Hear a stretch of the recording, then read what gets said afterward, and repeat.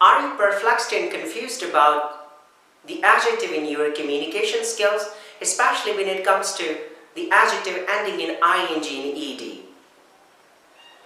Well, ing and ed as an inflection is added to verb normally, but this linguistic feature is sometimes shared with an adjective. So if this is your problem, then you don't have to worry now, because in this video we are going to look at the proper use of ing and ed inflection added to an adjective. So don't skip, watch this video till the end. Hello, my name is Sadiq Akbar and I'm TOEFL and TESOL certified trainer in career counselor, and you're watching my YouTube channel English and Professional Development. If you need training regarding English and professional development, then make sure to subscribe my channel and click on the bell icon to get more informative videos. Normally, the non-native speakers are most of the time perplexed and confused when it comes to the adjectives ending in ing and ed, because this is a linguistic feature added to a verb, not an adjective. But sometimes it is also shared with an adjective. For instance, if there is a root word and we add ing to this, and it is placed in the position of adjective so that it qualifies noun or pronoun. For instance, the word confuse is a root word, and when something causes the feelings of confusion, so we add ing to this root word, which becomes confusing. So let's use this in sentence. This question is confusing. Now, the question is a noun, and confusing tells us how is this question. It causes the feelings of confusion. So we use ing inflection to the root word. This question is confusing. But if I receive the feelings of confusion and I tell about my experience about that question, so we use ed inflection to this word, such as I'm confused about this question.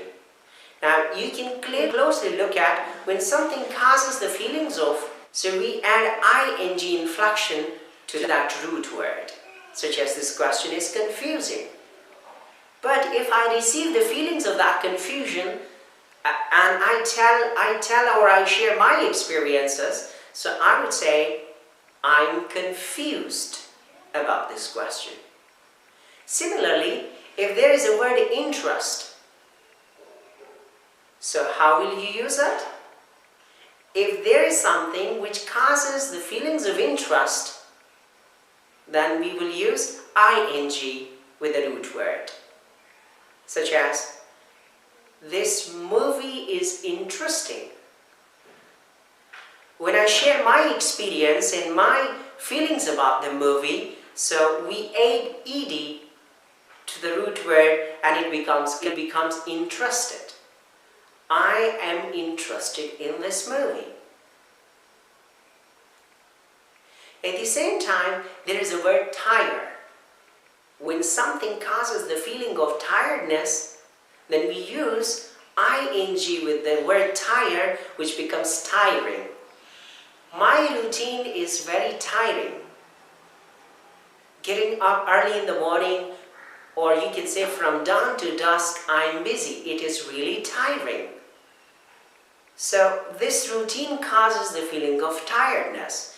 But when I share my experience about the routines I have, so we add ed inflection to this adjective and it becomes tired. I'm tired of my routine. I'm tired of my routine. So in order to test your understanding regarding ing and ed inflection added to an adjective, I would like to give you a quiz now. So are you ready to take a quiz?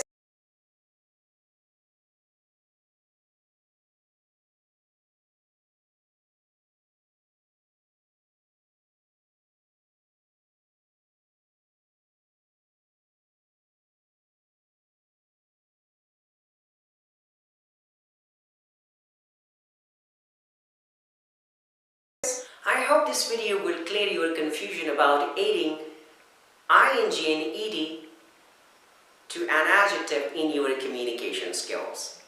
If you have any question relevant to the inflection, the adjectives ending in ing and ed, do write to me in the comments below. I will certainly reply to your comments. Thank you for watching.